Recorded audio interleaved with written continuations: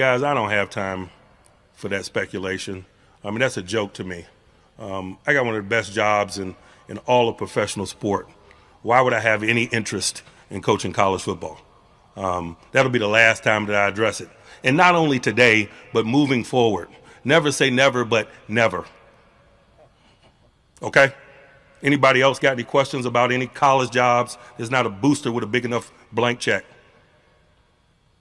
Anyone else? All right. Thank you. Anybody asking Sean Payton about that? You know, anybody asking Andy Reid about stuff like that?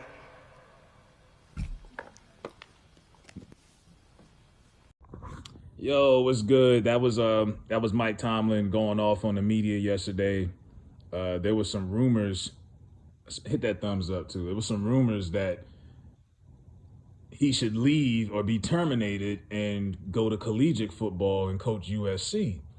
So Tomlin's looking at it like, and he's not going to ever put himself in that victim space. And I don't live in terms of a victim either, but let's just call it what it is. He was basically calling out the NFL media on their racist hypocrisy, because there's other coaches in the NFL that I remember Andy Reid, who's one of the only coaches who has a better record than Mike Tomlin other than Belichick. When Philly was really bad on his way out, I didn't hear people questioning Andy Reid's job, saying he should go to college. You know, Sean Payton, who Tomlin has a better record than, hasn't won a Super Bowl since 2009. You hear people calling for his job? I don't hear it.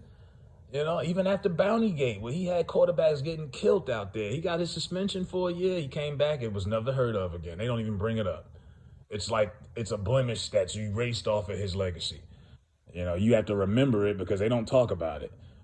You got John Harbaugh, another rival head coach in that same division. Tomlin and him came in the same year. Tomlin has a better record. Now, the difference is all of these guys are white, older guys, and he came in as the youngest coach in the NFL, the youngest black coach in the NFL. He was 36 when he got hired. And he's won a Super Bowl. He's been to two of them. And look, I'm not here to say Tomlin's a first ballot Hall of Famer.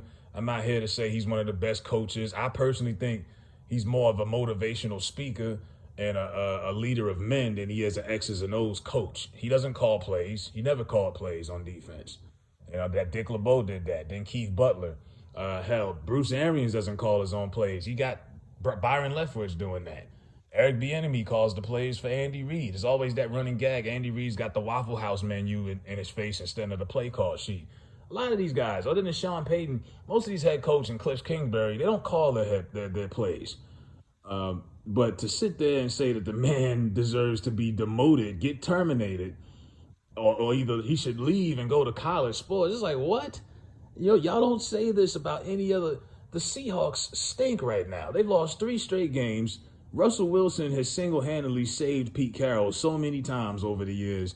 Now he can't save him, and the Seahawks are a mess. This is what you pay the guys the big bucks for. So when the injuries happen, they can still find a way to get those W's. And right now, Pete Carroll can't get it done. You know, now when you take a lot of these head coaches, put them in the same circumstances as Mike Tomlin in Pittsburgh. Is it Tomlin's fault that the Steelers moved on from everybody and they haven't been able to replace AB?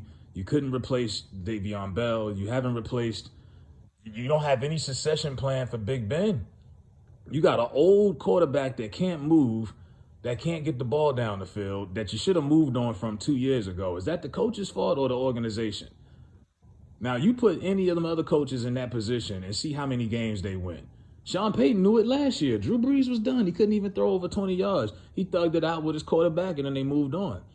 But you put a lot of head coaches in that position. We can't run the ball. We got 4 rookie O-linemen. Defense is week to week, up and down, and our quarterback is washed. How many games are you going to win? I mean, at one point, the rookie running back had led the team in targets and catches.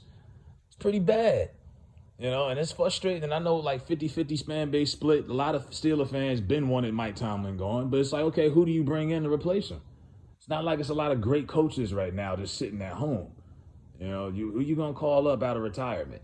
It is what it is. I remember he brought in Mike Vick a few years ago to be the backup, and there were riots in front of Heinz Field Stadium. We don't want that dog killer on our team. You know, I'm like, wow. You know, but Tomlin just doesn't get that respect. He doesn't. They don't do this with any other coaches. They don't do this with Carroll, Sean Payton, any of the other guys other than Belichick I just named. And another thing I noticed about Tomlin, and I don't know if this is him or if this is just the lack of pull he has.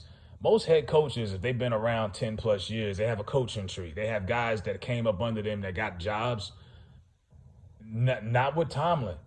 I'm like, Andy Reid has his coaching tree, but John Harbaugh came from there. Sean Payton came from Bill Parcells along with Belichick. No coaches have really been produced under Tomlin.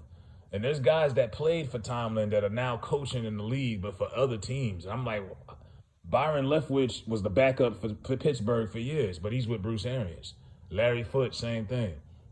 Antoine Randall last year, same thing. I mean, these are guys that played for Tomlin, but they coach elsewhere. I'm like, why does Tomlin not have the stroke to hire guys and put guys around him?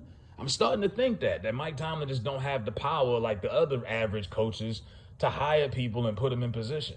Belichick got the worst coaching tree ever, but every year one of his assistants get a job. Everybody gets a job when you work for Bill. No matter how bad you may be, they'll give you an opportunity. But with Tomlin, it's just, black people, we got to play by different rules, I guess. And Tomlin was pissed off. He shouldn't have had to go through that. But it's just like, I wouldn't even answer that question. Like, why am I going to leave the best job in football, arguably, coaching one of the best franchises, to go coach collegiate sports? And Tomlin ain't been a part of college football since like the early 2000s, because he was on that John Gruden team. I would ask him what he thinks about John Gruden, because he's actually a part of John Gruden's coaching tree. That's who he came up under in Tampa. But yeah, Mike Tomlin, I stand with Mike Tomlin on this, because the NFL's hypocrisy with head coaches, it's ridiculous. And it seems like if you're a coordinator and you're black, you get one opportunity to be a head coach, and then they fire you. If you're not good that first year, you're back to coordinator. Vance Joseph, I believe, he was the coach for the Broncos for like a year. He's been demoted to coordinator. Steve Wilkes, all of these guys, they get 1 year, they get one chance, and then everybody's like, clean house, everything must go, garage sale, fire him, get them out of here. It's just a shorter leash that they have on black coaches, man. That's just what it is. And a lot of white people don't want to admit it, but it's the truth. It's unheard of, actually, that Tomlin's been around as long as he has. There's no other organization does that. But the Steelers don't fire coaches, so his job is pretty much safe. As long as he don't screw up too bad, he's good. The Bengals had Marvin Lewis was there forever. I was like, man, is he banging the boss's daughter, the owner's daughter or something? But he didn't really produce a coaching tree either. He had Hugh Jackson, and it's like, damn, so when a black coach does develop a long tender somewhere, he can't build a coaching tree? I mean, other than Tony Dungy, I can't think of a black head coach that had a coaching tree underneath him. Dungy did that, and I actually would take that back. Tomlin doesn't come from Gruden. He actually comes from under Tony Dungy. But when they traded, Gruden to Tampa, he stayed, whatever. But yeah, other than Tony Dungy, who walks on water and he's this holy saint, no black coaches really get head coaching trees or anything like that, and they just get treated like shit. So I'm glad Mike Tomlin stood up for himself and put the NFL media in their place, because it's like, yo, y'all don't do this with any other coaches. There's coaches out there who don't look like me, who I have a better record than, and y'all don't call for their jobs. The Saints could lose the next 8 games. They are not going to say anything about Sean Payton losing his job. They're going to come up with all kind of excuses, because that's what they do. And with Tomlin, he's got to do it the different way. Like I say, there's different rules we play by. So shout out to Mike Tomlin. Let me know what y'all think in the comment section. I'm out. Hold it down.